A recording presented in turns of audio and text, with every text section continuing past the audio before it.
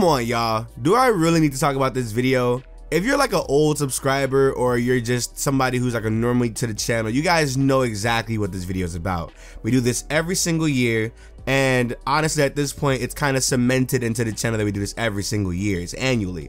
But for those who don't know, and for those who are newer subscribers to this channel, we do this top 5 Pokemon Rom-Hacks thing every single year. We do one for last year, we did one for the year before, we did one for the year before, we did the year before that one. You pretty much see what's going on here. We've been doing this for like maybe like 5 years now. But here we are in 2018 introducing the top 5 Pokemon ROM hacks of this year. And I just want to say this list is actually very unique, only because the games that are in this list came out of nowhere. Most of them have come during the summer period, near the fall period, and some actually like 2 or 3 months ago. Like it's crazy how, you know, out of nowhere these people come through with these games. But honestly, if you guys are fans of Pokemon fan games and ROM hacks, you guys will like this entire roster. And if you guys want to go check them out, they will be included in the description section below, as well as a let's play for those who need, I guess, walkthrough assistance, who need their way around certain things.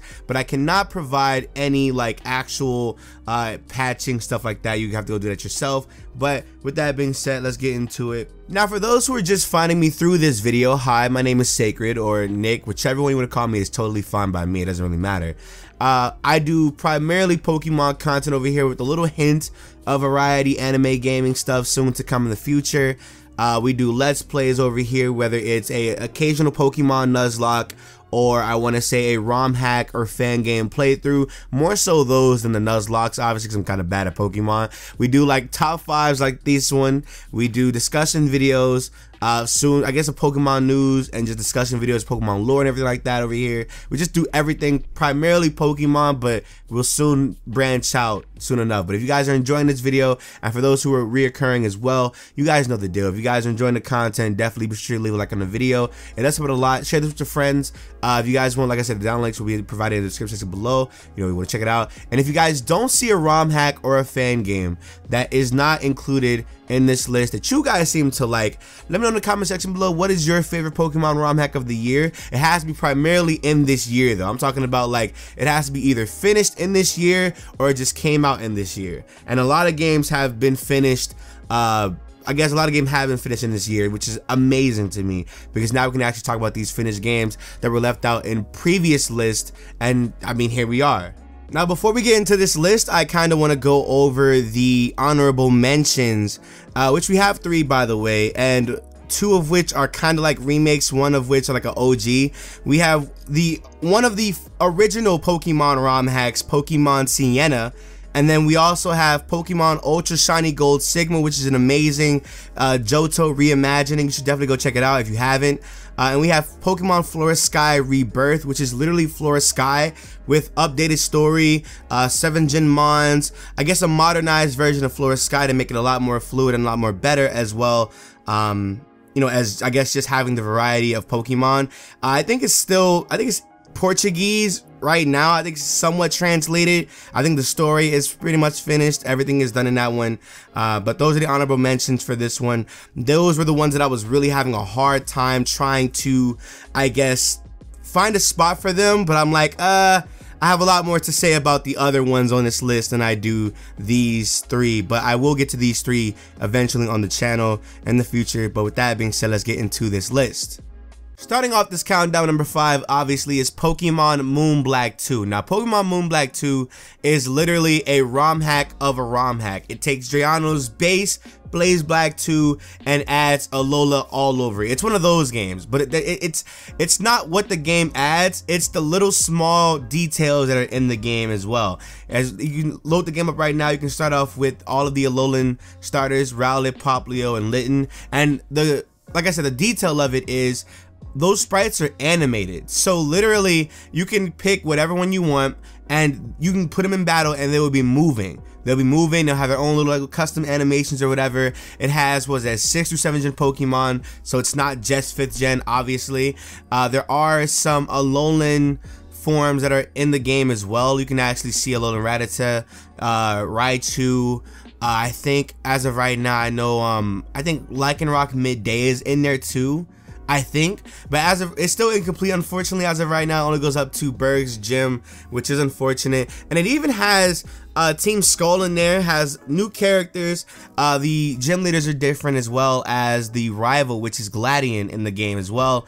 And they have this new form called Unival form, and it's really weird to see, because it's one of those things where it's like you'll see a Pokemon that's like out of nowhere, like gray or silver, and then you'll see the shiny that's like gray or silver, and you'll think like, what is so different about this? But until you catch one, you're not really like, I guess, seeing the difference here.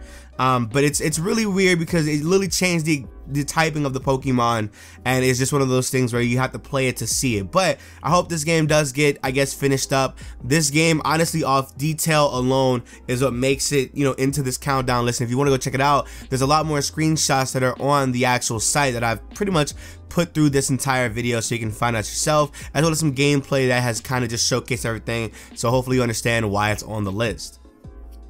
Now, number 4 on the list is Pokemon Dark Violet, and this game has a really interesting history. Not really, but it has history nonetheless, because the creator had canceled it and somebody had came and finished it, and so the creator came back, put some finishing touches on the game, and had some graphical updates, but the game is still the same game, obviously, right? So Pokemon Dark Violet is essentially a Pokemon Fire Red, Leaf Green reimagining. Is basically what the Kanto games are supposed to be. Obviously, they're edgy. Like, the whole dialogue, the concept of the story is really edgy. Obviously, the humor is kind of dark as well, but I think if anything, that kind of fits for the game. The game itself aged pretty well, honestly. In my honest opinion, it aged pretty well, because it's 4 years later since the game was canceled, and this game is still phenomenal to play through. The custom tile sets are really good. The custom musics for all the important people like Giovanni, the rivals, the legendary birds have their own custom music. The legendary Pokemon like Deoxys and Mewtwo have their own music.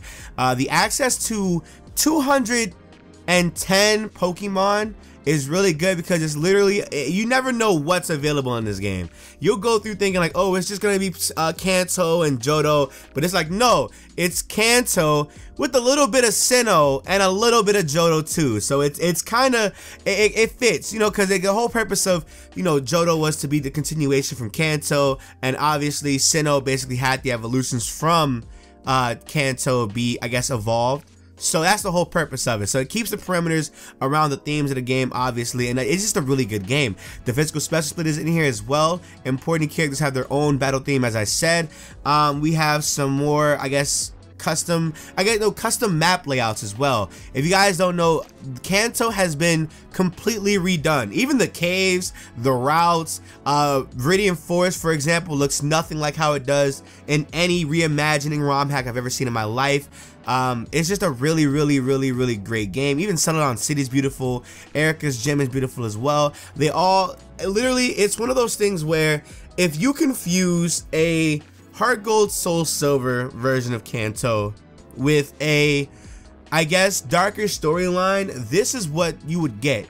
And it sounds amazing on paper, and I just want you to know it's just as amazing as it sounds. Like I said, obviously some of the humor and some of the dialogue might be kind of extreme for the time, obviously, but like he said, he apologized for it. He was very young when he made this game, but I honestly feel like this game actually, I guess, stood through time and I guess hold up. It holds up in its own right, especially now that it's complete. Now people are going to be wanting games to play through, and now we can say Pokemon Dark Violet is done. It's complete. It's fully done.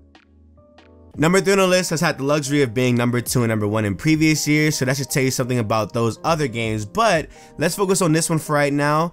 Pokemon Adventures Red is a Pokemon Fire Red ROM hack that covers the events from the Pokemon Adventures manga, as well as adds some extra story elements here and there to make everything seem fresh and brand new, not copy and paste it, as well as add some features that aren't in the original Fire Red game, such as character customization, the physical special split, and fairy typing. It's a lot of unique features that haven't been done before in other ROM hacks, and not only do they introduce them, but they raise the bar as to what's to be expected when doing them in future games to come. The dialogue in this game is pretty funny and close to the source material with the expression windows of the characters. It's a lot easier to see I guess, how their text is supposed to be read. So for example, you'll see Red's shocked or surprised expression, and you will see his art over it, but then you'll read the text in whatever you decide to voice him as, or however you decide to, and it's really, really funny. It makes the game a lot more enjoyable, in my opinion. Like I also said, there's a lot of bonus chapters and stuff that isn't in the manga, such as beta versions of Pokemon that we know about, cameos of characters that haven't been introduced yet in the Kanto series, and some challenges for you to complete once you finish the main game. As far as I'm concerned though, this game is pretty much done since you can complete the Kanto story with no issues, but I highly advise you to check out the after game content since there's so much stuff to do and so many side quests to complete. I remember this game just being a random, boring Fire Red ROM hack with a unique base concept or something like that, you know, but it wasn't anything popping off, especially at the time when you had games like I want to say Light Platinum, Snakewood, all these other games coming out that kind of match what I guess a good ROM hack is supposed to be. And here we are 5 years later, and this game is arguably the best, but definitely one of the best Pokemon ROM hacks to ever grace the internet. Now this game is a very, very interesting and unique one. Pokemon Crystal Clear is the first open world take on Pokemon, and even if I may be wrong on that, not a lot of them have gotten the amount of notoriety that this ROM hack has received. So imagine Pokemon Crystal without a story, but you have the option of going back and forth between Kanto and Johto at your leisure, mind you, and having access to every Pokemon available from the original games. Pokemon Crystal Clear has a handful of starter choices, I think it's 24 to be exact, character customization, gym re-challenges, and my most favorite feature, this is like the one that gets it for me, and it's gym scaling. You see, for however many gym badges you have, you can literally go to any gym and the level of said gym leader will be around your level. So for example, I can battle Faulkner, beat him, go to the west without the Sudowoodo blocking me, go all the way down to Goldenrod, and I can go battle, I guess, Bugsy, but you can actually get a Sparrow that learns Fly, and you have, like I said, you have access to Johto and Kanto. I can go fly to Sabrina, battle her, and her team will be revolved around what my starter is and what the second gym badge levels are supposed to be with no issues. It's scaling. And you know what the funny thing about everything I just said? I did that in a video and it wasn't that hard to comprehend. So this game is literally however you want to take your own adventure through Kanto and Johto, and the fact that you can get all the Pokemon, the Elite Four is full of brand new characters that you haven't seen before, as well as a secret plot that happens at the end of the game, gives you all the more reasons to why you should play it and complete it.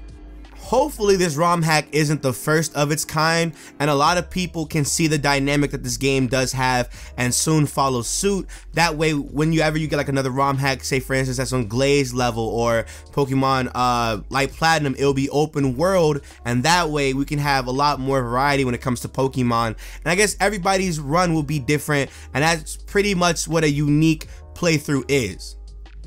Now let's get into number one, which is Pokemon GAIA. Now, Pokemon GAIA was just completed as of this year, and honestly, dog, it was well worth the wait. You know, I've never seen a Pokemon game where the Registrio are so important in my life, so that kind of made this game stand out to me.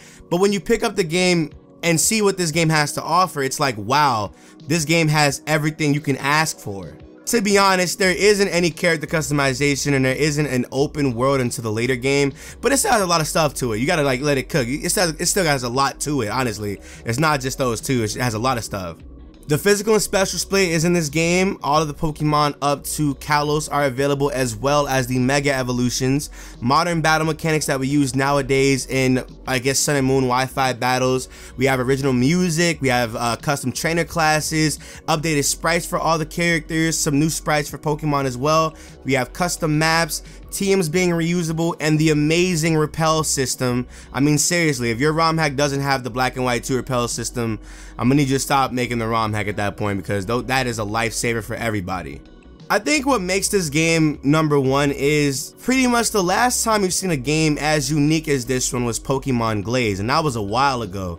And seeing this unique and special experience completed brings joy to my heart, honestly. These are what the ROM hacks of tomorrow should be like, not some upgraded version of Fire Red and Leaf Green that's trying to mimic Drayano's ROM hacks, but a unique experience for the players instead. You know, I'm in the Pokemon GAIA Discord, and you can see people posting their teams, and it was one of those situations where not one person had the same team. There's so many Pokemon to this game, and it was always something different. The story is immersive, and it gets really good near the end. I mean, really, I can't tell you how many times my mouth dropped at the reveals when everything made sense versus how it did in the beginning of the game. You know, it's just in today's age where ROM hacks like this are very, very rare and very, very few. You know, this is the best ROM hack of this year, and maybe honestly for a while to come, honestly. And so with all that done, that concludes our top 5 Pokemon ROM hacks of 2018. The ones on this list and even the honorable mentions are really, really amazing games. I will provide a download link for every last one of them, as well as a playthrough for each and every one of them for those who need assistance. Honestly, this was a really, really, really dope idea that I made like 5 years ago, and now it's really cool to see that this is like an annual thing. People look forward to this every single year, so it's really cool. So I need y'all to do me a favor though, share this with a friend. Obviously, if you guys saw a ROM hack that you may feel wasn't supposed to be in this one and you feel like another one was supposed to be, let me know in the comment section below, as well as give the video a like I said, share with your friends and all that good stuff. It means a lot that you guys enjoy these type of videos. And shout out to the editor, his link will be in the description section as well. And that pretty much, you know, subscribe if you guys are new. We do a lot of Pokemon content over here on the channel, as well as some branching out to anime games in the near future. So I will see you guys hopefully in the next couple of videos, and in the next playthrough, and the next video discussion, and the next like let's play or whatever. Hopefully I see you guys there, but until then, bye. Light the leaf, we blowing tree, and you can call it therapy. Take a sip, or 2 or 3. I close my eyes, I feel at peace. Break down the weed, pass the Dutch. We put it on it, the fuck is up?